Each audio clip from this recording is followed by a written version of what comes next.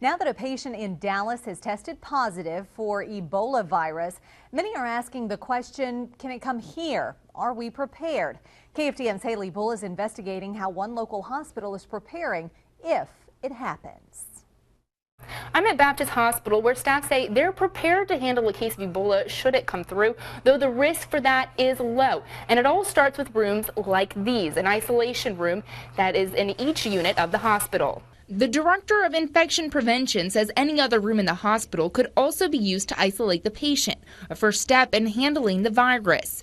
Workers would also use surgical masks, gloves, and gowns to minimize their risk. According to the Centers for Disease Control and Prevention, the virus is spread through contact with bodily fluids and is not airborne. Symptoms can appear anywhere from 2 to 21 days after exposure. One doctor at Baptist Hospital says the risk is very low. We're close to Houston, which does have some international travel, but there's really no reason to get in a panic or upset or be concerned about symptoms unless you've recently just gotten back from Africa itself. You should be much more concerned about the flu that's hit us very early this year than you should about Ebola. Doctors say the most important thing to reiterate is that patients coming to the hospital, let it be known their travel history. In Beaumont, Haley Bull, KFDM 6 News.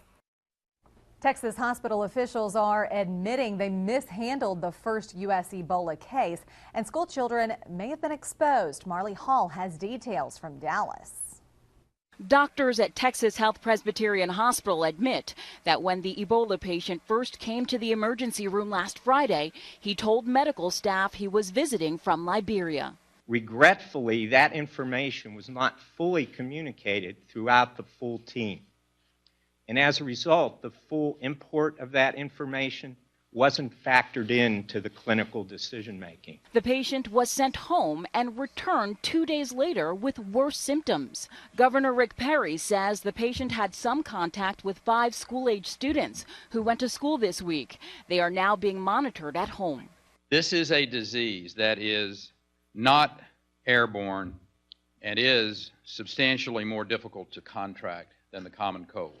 CDC experts, also known as disease detectives, are going door to door here, looking for anyone who had contact with the patient between September 24th and September 28th. The patient left Liberia almost 2 weeks ago, where an Ebola epidemic has killed thousands. He was apparently symptom-free, testing negative for a fever at the airport. A Dallas City spokesperson says the patient was throwing up when an ambulance took him to the hospital earlier this week. 3 paramedics who treated him are not sick, but are confined to home and being monitored for symptoms. The ambulance is now out of service for decontamination. Marley Hall, CBS News, Dallas.